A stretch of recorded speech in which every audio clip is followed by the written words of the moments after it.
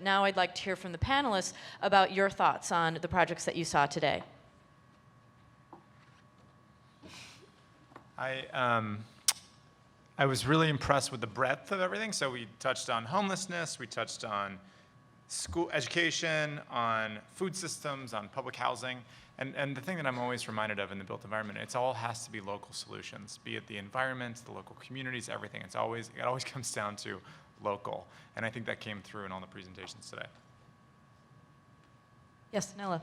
One of the things that's really interesting to me, and I have a background in planning, and I work a lot with architects or people with architecture training, and I really felt like it was so clear that in all of these projects, program and design just go hand in hand, always. And almost couldn't tell, in some ways, who's an architect and who's a planner and what kind of training people have when they're talking. I mean, I think about the San Antonio project, and I feel like that it's so multifaceted and cross-disciplinary that I just really appreciate that complexity and the fact that all of the presenters are speaking from a really cross-disciplinary perspective.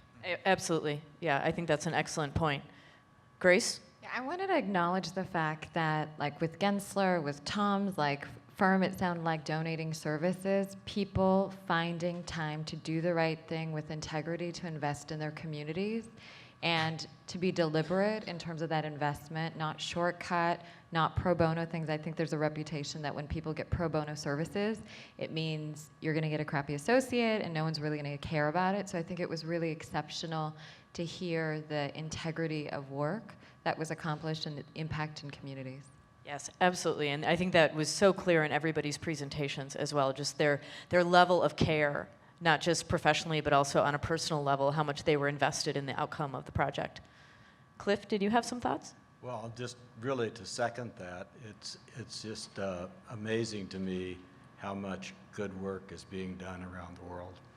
And mentioning that it's locally based, and it's, all of these projects were locally based. They all have implications that could be learned from nationally or internationally, but they're all very focused on that particular situation.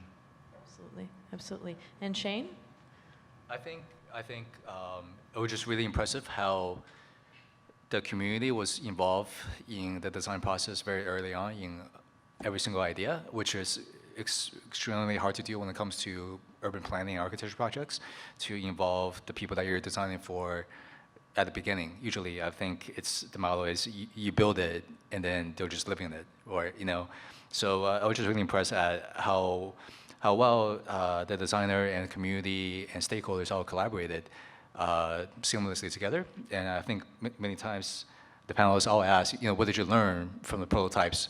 And a lot of times with architecture projects, you can't answer that because you don't have a chance to test it out with the community. But I was just amazed at how many insights and great feedback that the finalists were able to share from the users that they were able to work with throughout the whole process. Yeah. Absolutely. Since a lot of our finalists here and a lot of the people are at the event are looking for funding, and since many of you are associated with funding organizations, I guess I wanted you to just speak briefly a little bit about that process and also the challenge of having to say no sometimes, and so what do you look for when you're identifying projects to invest either financial resources or other resources into that? Go for it. Well, actually, every one of these projects were describing something that would be, from our standpoint, fundable, or in our case, we do award prizes, but each of them are strong local solutions that are the kinds of things that we'd want to support. And primarily that is because they're looking at the individual community that they're working in, not just their ideas, but bringing the ideas from the community into the project. Yeah. Joseph? So, Joe. Sorry. So there's a Yeah, I should have crossed that off. There's a limited amount of funding available for projects such as these, right?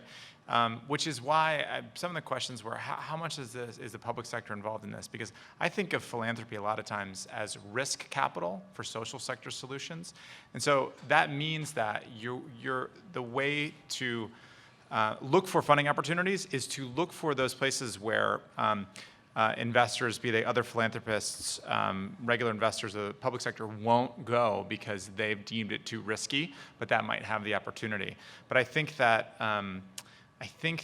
with regards to looking for funding opportunities, it's looking for those lighthouse examples that can be teach lessons across various sectors. I think there's a huge opportunity to say, oh, yeah, that applies to me as well. So that's what we do at Autodesk in our funding opportunities, looking at lighthouse examples. Excellent. And I am sorry that we can't get answers from all of the panelists, and thank you so much for your contributions, for your really valuable feedback on the projects, and good luck with the task before you of deciding which of these really compelling projects to give the award to. And once again, our finalists, thank you so much for your work in putting these projects and presentations together. And before we wrap up, I just want to remind you that the awards will be Tuesday night, and the location of those awards is at the Container Bar. And we have 2 more categories that we'll be going through tomorrow, so please come to those.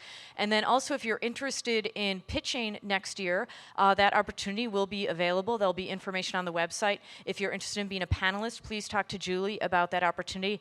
And also, I just wanted to just really briefly touch on when I was listening to a lot of the presentations today, there were a lot of really devastating statistics where if I were sitting at home alone at my desk, I'd probably just start crying because of some of them are so unbelievably sad. And I don't know how many of you know that little inflatable clown, you know, with the sand in the bottom and you punch it and kind of falls down and comes back up. And what's great about these projects is that they're that coming back up. It's how do you take this information and how do you kind of respond to it and then buoy back up, and then that change begets other change, and that change begets other change. So thank you to everybody for sharing those really compelling and amazing projects. Thank you to our panelists, thank you to Julie, and thank you to all of you for being here. Have a good night.